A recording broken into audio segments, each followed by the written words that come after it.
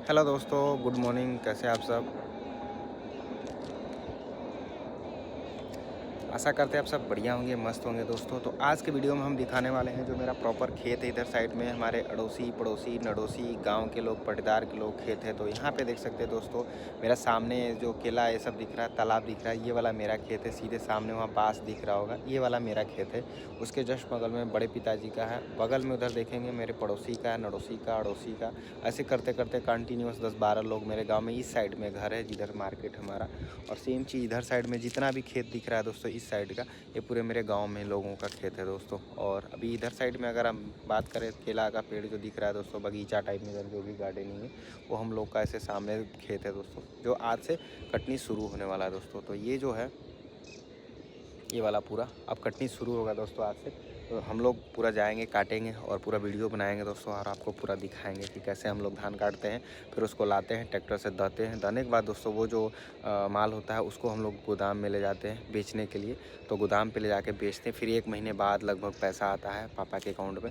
और वो जो पैसा होता है दोस्तों, जितने लोग का हम लोग धान बीज और जितने भी चीज़ें लाए होते हैं खेती करने के लिए चीज़ें, वो सारी चीज़ों का जो कर्ज होता है, कहने का मतलब वो लोग को भी पता होता है कि धान बेच के देते हैं, तो वो सारा लोग को दिया जाए। कुछ कर्ज ऐसे होते हैं दोस्तों जो दीदी की शादी में, मेरे पढ़ने में या मेरे घर के खर्च में भी कर्जे हुए रहते हैं, उन सभी का निपटारा किया जाता है। और कुछ पैसे जो बच जाते हैं दोस्तों, उसी से पूरे साल हम लोग का गुजारा चलता है। तो ये एक प्रोसेस होता है दोस्तों, और लगभग मेरे गाँव के सभी लोग का ये प्रोसेस है। कुछ लोगों का अलग से हो सकता है कुछ भी, बट ये एक ऐसा प्रोसेस है जो आप चाह के भी नहीं कर सकते हो। क्योंकि दोस्तों जो धान के पैसे होते हैं बचा के आप सोचो कि कुछ कर ले, तो दोस्तों ऑलरेडी आप इतने साल भर का जो प्रॉब्लम्स होता है, उन लोगों का सलूशन एक ही होता है कि आप अपने धान पे डिपेंडेंट रहते हो कि जब मेरा धान होगा तो मैं दूंगा। तो वो जो कर्जे हो जाते हैं वो सब इसी कर्जे पैसे से भरना होता है। तो आपके पास ऑप्शन नहीं होता है कि इस धान के पैसे से करो। बहुत मुश्किल से जीवन चल पाता है, क्योंकि खेत बहुत कम होते हैं, बजट जो होता है वो बहुत कम होता है। और हमारे जो खर्चे होते हैं ना चाहते हुए भी,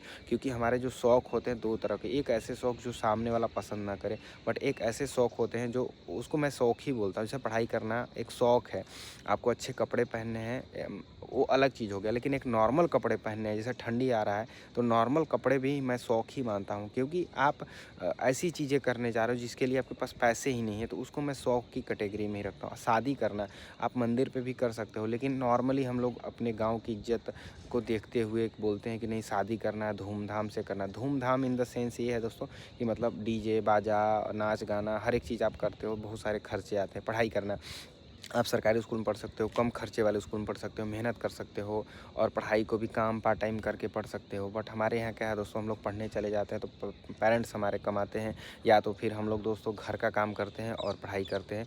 मतलब कोई ऐसा इनकम वाला काम नहीं करते हैं, तो जिसके वजह से हमारी फैमिली पे बर्डन पड़ता है। तो कुछ जो कॉन्सेप्ट है हमारे यहाँ, वो मुझे अभी चेंज करना है अपने लिए, ताकि मेरे जो बेटी है उसके साथ ऐसा प्रॉब्लम्स ना हो, और एक अच्छी लाइफ स्टार्टिंग से भी मैं खुद भी जीऊँ अपने बच्चे को। हमारे यहाँ क्या होता है, पेरेंट्स जो होते हैं अपनी लाइफ पूरा ख़राब कर लेते हैं, और बच्चे जब होते हैं फिर वो अपना ख़राब करते हैं। तो एक ख़राब लाइफ स्टाइल जिया जा रहा है। और क्योंकि ये लोग बड़े हैं, इनको कुछ बोला नहीं जा सकता। इनकी एजुकेशन जो है 2 तरह की होती है। एक तो किताबी चीज़ें, एक होती है कि अपनी दिमाग की एजुकेशन। तो इनको दिमाग की एजुकेशन की मुझे लगता है ज़रूरत है, ना कि किताब की। क्योंकि किताब का एजुकेशन लेने के बाद हम डॉक्टर इंजीनियर बन सकते हैं, लेकिन अपनी फैमिली को और अपने खुद की लाइफ को अच्छा करना, वो एजुकेशन मेरे लिए ज़्यादा मायने रखता है। तो मैं ये कहना चाहता हूँ, जैसे खेत है तो हमें क्या खर्चा करना है, क्या नहीं करना है, वो चीज़ें ना हम लोग देखते नहीं। हम लोग सोसाइटी के हिसाब से देखते हैं, अपने गांव के हिसाब से मेरे पेरेंट्स देखते हैं, जो मुझे बिल्कुल पसंद नहीं है कि गांव वाले क्या कहेंगे। ज़्यादातर मेरे मम्मी पापा के मुंह से हमेशा सुनता रहता हूं, जो मुझे बिल्कुल पसंद नहीं है। मैं ये नहीं कहता हूं कि मैं गलत करूंगा, मेरे गाँव वाले टिप्पा टिप्पणी करें, बट मेरे पास इतना क्षमता हो पढ़ाने के लिए मैं उसी स्कूल में पढ़ाऊँ। मैं कभी भी ऐसे स्कूल में ना पढ़ाने के भेजूँ, या बच्चा जिद कर रहा है कि मैं अच्छे स्कूल में जाऊँ इंग्लिश मीडियम, तो मैं भेजूँ नहीं।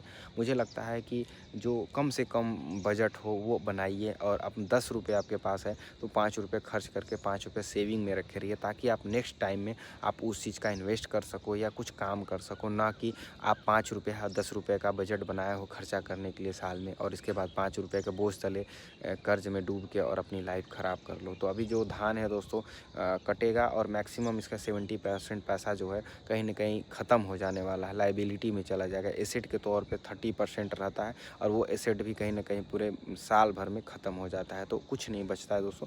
लास्ट में 0 बट्टा सन्नाटा पूरे साल का यही नियम है। और मैं 30 ईयर ये सब देखते हुए बड़ा हुआ, तो मुझे लगा कि कहीं ना कहीं हम अपने घर में धीरे धीरे स्टार्ट किए कि बाहर से अर्निंग आए और बाहर से इन्वेस्टमेंट हो, बाहर से सब चीज़, बाहर को ज़्यादा मैंने तवज्जो देना शुरू किया। अब धीरे धीरे हो रहा है, लेकिन दोस्तों वही होता है ना दोस्तों, टाइम लगता है कोई भी चीज़ करने में। जब मैं छोटा था तो मूवी देखता था कि एक कोई पुलिस में डॉक्टर इंजीनियर कोई गलत कर रहा है, तो जो हीरो होता था वो बहुत बदला लेने के लिए बनता था, तो 30 साल बाद वो पुलिस डॉक्टर इंजीनियर बन पाता था।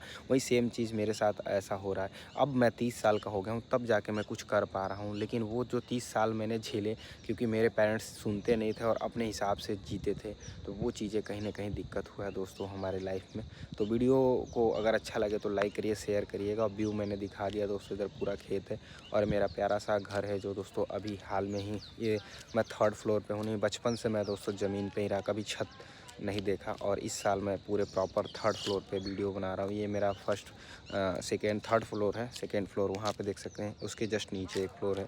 तो इस तरह से इतना ऊपर है। अब जो कंटिन्यूअस अब बन रहा है, इस साल पूरा कंप्लीट बन जाएगा। गर्मी तक मेरे पास सुंदर सा प्यारा सा घर होगा, आप लोगों के प्यार आशीर्वाद से। बाय बाय दोस्तों, टेक केयर।